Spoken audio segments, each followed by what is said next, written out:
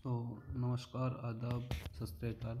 आज आपका एक नई वीडियो के साथ अपने चैनल कंपटीशन अड्डा में आपका स्वागत है। उम्मीद करते हैं आपको लास्ट तो वीडियो अच्छी लगी होगी। और आज अपना ये तीसरा टॉपिक है इफ्ला, जिसको हम international federation of library association के नाम से भी जानते हैं। और जो आखिर में इंस्टीट्यूट शब्द था ना, ये 1976 में जोड़ा गया था। सो आज अपना यही टॉपिक हम करेंगे और अब उम्मीद करता हूँ वीडियो आपको अच्छी लगेगी। सो चलिए शुरू करते हैं बिना टाइम ख़राब किए। IFLA, international federation of library association and institute. Add कब किया गया था? इंस्टीट्यूट शब्द ये किया गया था 1976 में।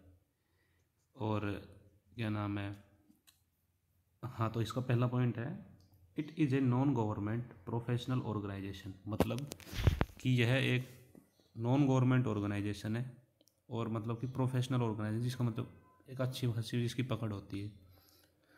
तो इसका इस्टेब्लिशमेंट कब हुआ था? 30 सितंबर 1927 स्कॉटलैंड में। तो मतलब इसकी स्थापना हुई थी 30 सितंबर 1927 स्कॉटलैंड में हुई थी। एक नोट करके लिखेंगे, at the annual meeting of the UK library association in Edinburgh Scotland. मतलब क्या है इस बात का कि जब इसकी स्थापना हुई ना, तो इसकी जो हेडक्वार्टर भी और इसकी जो मीटिंग हुई थी स्थापना के लिए, वो एडिनबर्ग स्कॉटलैंड में हुई थी। आगे हम बताएंगे इसका हेडक्वार्टर अभी कहाँ है। तो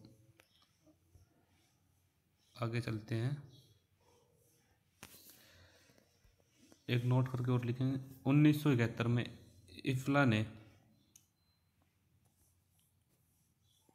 एक सेकंड रुकना भाई, हाँ, 1971 में इफ्ला ने जो अपना मतलब जो परमानेंट सचिवालय था ना, मतलब परमानेंट सेक्रेटेरिएट, वो royal library the national library of Netherland the Hague में अपना स्थापित कर लिया था। भाई जब पहले तो इसका कहाँ था? स्कॉटलैंड में, एडिनबर्ग में। लेकिन जब 1971 आया तो उसमें इन्होंने क्या किया, अपना जो परमानेंट से जो ऑफिस है वो द हेग नीदरलैंड में स्थापित कर लिया था। अब चलते हैं, अब देखना वही बात जो मैं बता रहा था शुरू में, इसका अभी हेडक्वार्टर कहाँ है? तो हेडक्वार्टर अभी इसका एडिनबर्ग स्कॉटलैंड में है। But at the time of establishment, जब स्थापना हुई थी तो उस टाइम पे था इसका एडिनबर्ग स्कॉटलैंड में, अभी है नीदरलैंड में। और अभी इसके पहले प्रेसिडेंट क्या उनसे? इसाक कोलेजन।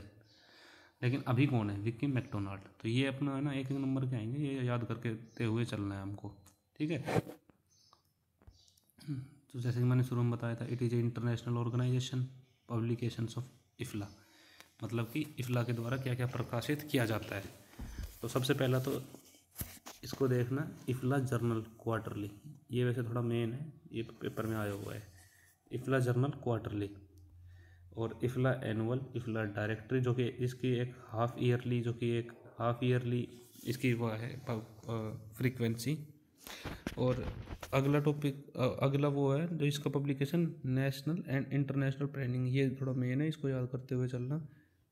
और उससे आगे है standard for public library, the organisation of the library profession. Standard for public library मतलब कि पब्लिक लाइब्रेरी के लिए इन्होंने एक स्टैंडर्ड सेट किए हुए हैं। जो भी इफ्ला के अंतर्गत लाइब्रेरी आती हैं उन सब में, अपने इंडिया की बहुत सारी लाइब्रेरी इसके अंदर आती हैं, तो वहाँ पे इसी के स्टैंडर्ड्स चलते हैं।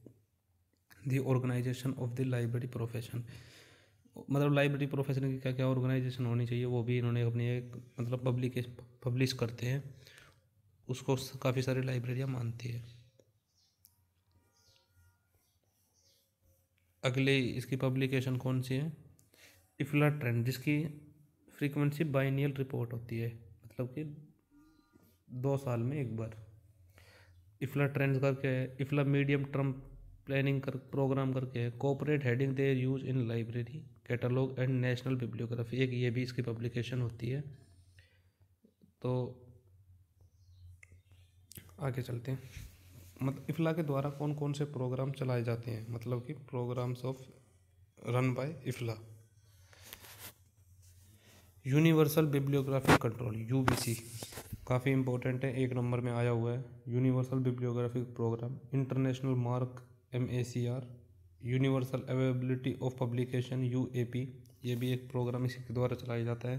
ट्रांसबॉर्डर data flow, preservation and conservation 1984 के अंदर ये एक प्रोग्राम चलाया था, बड़ा ही इम्पोर्टेंट है। प्रिजर्वेशन एंड कंजर्वेशन पैक 1984 के अंदर। Universal data flow and telecommunication UDT 1985 के अंदर इन्होंने ये प्रोग्राम चलाया था। आगे चलते हैं। Action for development through library programme ALP जिसको बोलते हैं, ये ऐसे तो याद होंगे नहीं, इसकी जैसे फुल फॉर्म भी याद कर लेना और बार बार रिवीजन करना पड़ेगा ये सब याद करने के लिए, क्योंकि ये मैं तो कहता हूँ रोज़ एक ही वीडियो याद कीजिए और काफ़ी हद तक आपको याद हो जाएंगे। उसका सुबह रिवीजन कीजिए, शाम को दोबारा से रिवीजन कीजिए, 3 बार में अच्छे से वीडियो याद हो जाती है। Action for development through library programme ALP 1984 के अंदर चलाया गया था।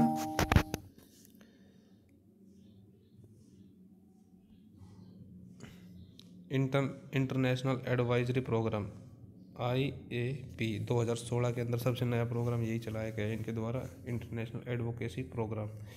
इफ्ला building strong library association program 2010 के अंदर चलाया गया, जिसको बेसला भी बोलते हैं।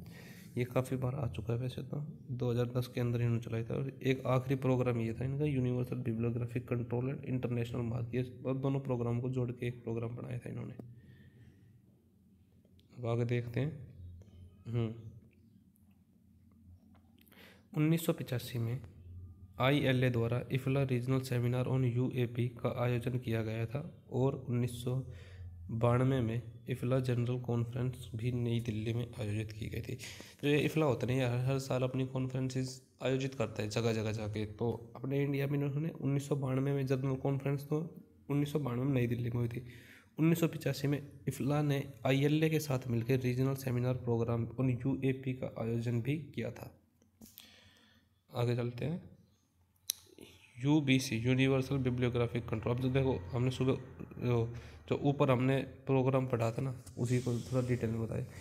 UBC यूनिवर्सल बिब्लियोग्राफिक कंट्रोल, इसको लॉन्च कब किया था? 1974 में, लेकिन इसको क्लोज भी कर दिया। जैसे इनका एक मकसद होता है वो जैसे इस्टेब्लिश हो गया, जब वो पूरा हो गया तो उसको क्लोज कर देते हैं। वो किया था 2003 में।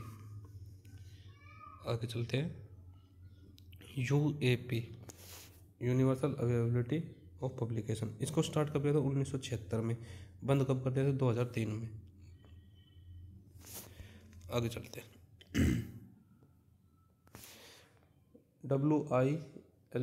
WIC इफ्ला, इसकी फुल फॉर्म थोड़ा अजीब है, मतलब L पहले दे रखा है, मैंने नेट पे भी देखा था, तो ये थोड़ा सा है इशू इसके लिए, तो ये याद कर लेना। WILC world library and informatics Congress, information Congress, world library and information Congress. तो ये है, ये भी एक इफ्ला का ही भाग है। इसके क्या होता है कि ये इफ्ला ने अपने काफ़ी सारे मतलब कि वो बना रखे हैं ऑर्गेनाइजेशन, तो उनमें से एक ऑर्गेनाइजेशन ये भी है। WILC की कॉन्फ्रेंस एवरी ईयर अगस्त और सितंबर महीने में अलग अलग शहरों में आयोजित की जाती है। जो ये WILC है ना, इसकी मतलब कि हर साल कॉन्फ्रेंस होती है एवरी ईयर अगस्त और सितंबर महीने के अंदर। तो देखते हैं कहाँ कहाँ हुई है अब तक इसकी। 2018 में हुई थी, 2018 में हुई कोलालमपुर मलेशिया में, फिर एथेंस ग्रीन्स में डबलिन में हुई थी जो कि कैंसिल हो गई 2020 में कोरोना के चलते। विजुअल कॉन्फ्रेंस कराई गई थी फर्स्ट टाइम 2021 में भाई इफ्ला के द्वारा। Propose Dublin 2022। अब 2025 में कहा होगा, ये इंपॉर्टेंट है, अस्थाना कजाकिस्तान, और 18 से लेके 22 अगस्त तक ये कॉन्फ्रेंस होने वाली है। अब जब मैं वीडियो बनाऊँ तब तक तो हो चुकी है वैसे तो मतलब ये याद करके रखनी। वैसे इस बार आ सकती है, करंट का क्वेश्चन यही है इस टॉपिक से। एक और पब्लिकेशन है इफ्ला डायरेक्टरी, जो कि हाफ ईयरली है। Guidelines of informating literacy for life long learning, ये सारी इफ्ला की ही पब्लिकेशन है, लेकिन WILC के साथ मिलकर ये दो ही पब्लिकेशन है। इफ्ला डायरेक्टरीज हाफ ईयरली, इसकी फ्रीक्वेंसी है। Guidelines of informatic literacy for life long learning, frequency का मतलब होता है एक साल में कितनी बार कोई भी चीज़ पब्लिश होती है। जैसे हाफ ईयरली है, मतलब हर 6 महीने वो पब्लिश होगी। तो guidelines for informatic literacy of life long learning, ये क्या है? ये भी एक इफ्ला की ही पब्लिकेशन है, ये 1 नंबर में आ सकता है, तो आप इसको याद करके रखना। अब आगे देखते हैं। इफ्ला के साथ इंस्टीट्यूट वर्ड 1976 में ऐड किया गया था। जैसे मैंने शुरू में बताया था, इफ्ला के साथ इंस्टीट्यूट जो शब्द था वो बाद में ऐड किया गया था, और वो कब किया गया था? 1976 के अंदर।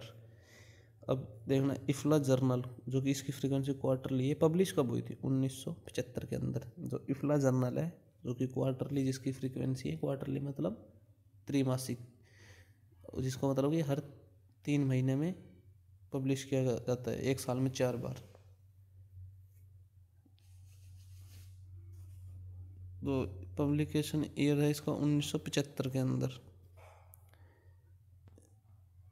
अब आगे देखना, इफ्ला जर्नल इज एकेडमिक जर्नल। जो इफ्ला जर्नल जो है अभी हमने पब्लिकेशन पढ़ी है ना, ये एकेडमिक जर्नल है, मतलब कि स्कूल कॉलेज इंस्टीट्यूट से रिलेटेड है ये, जो कि लाइब्रेरियनशिप और इंफॉर्मेशन साइंस की को कवर करती है। लाइब्रेरियनशिप और इंफॉर्मेशन साइंस को कवर करती है ये जो इफ्ला जर्नल है।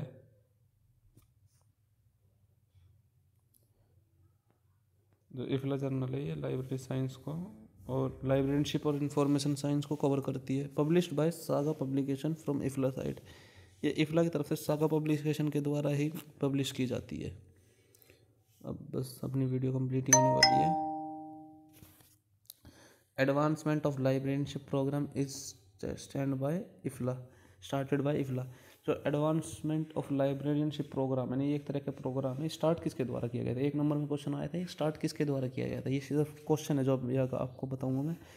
एडवांसमेंट ऑफ लाइब्रेरियनशिप प्रोग्राम जो है स्टार्ट किया गया था इफ्ला के द्वारा। डेजी 2009 सीरीज जो है रिपोर्ट की, वो पब्लिश किस द्वारा की जाती है? इफ्ला के द्वारा।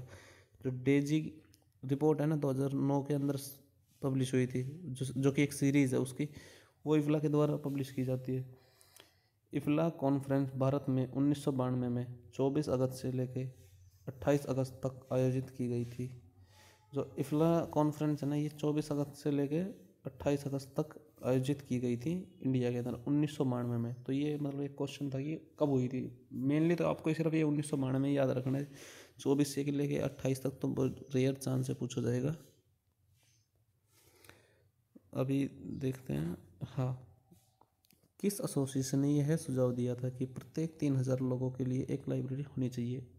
इफ्ला के द्वारा। ये डायरेक्ट क्वेश्चन था, शायद केवीएस में था या एनवीएस में था, मेरे को अभी याद नहीं है कि कौन सा ऐसा एसोसिएशन जिसने यह सुझाव दिया था कि प्रत्येक 3000 लोगों के ऊपर एक लाइब्रेरी होनी चाहिए। तो ये इफ्ला ने सुझाव दिया था। FAIFE जो कि एक, इसकी फुल फॉर्म क्या है? Free access to information and freedom of expression. Free access to information and freedom of expression advisory committee है, जो कि इफ्ला के द्वारा 1997 में शुरू की गई थी। ठीक है, ये मतलब ये कमेटी है, एडवाइजरी कमेटी है इफ्ला के द्वारा, जो 1997 में शुरू की गई थी। CLM, एक second, CLM copyright and other legal matter advisory committee by IFLA. जो ये CLM है, ये भी एक तरीके से एडवाइजरी कमेटी है जो कि इफ्ला के द्वारा शुरू की गई थी। इफ्ला और यूनेस्को के द्वारा जॉइंटली डिजिटाइजेशन और प्रिजर्वेशन पर सर्वे प्रकाशित किया जाता है।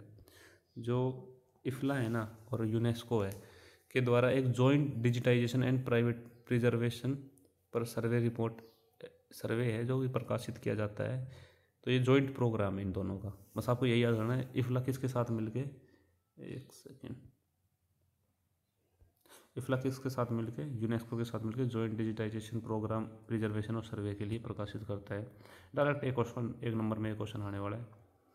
BSLA building strong library association impact report 2012 में संबंध, ये बनाया गया 2010 में। इसने रिपोर्ट कब करी? 2012 के अंदर, इफ्ला के द्वारा। इफ्ला से संबंध रखता है, बस आपको ये याद रहे। जो बेसला है वो किससे संबंध रखता है? इफ्ला से, बस 2012 में इसने रिपोर्ट्स पब्लिश की।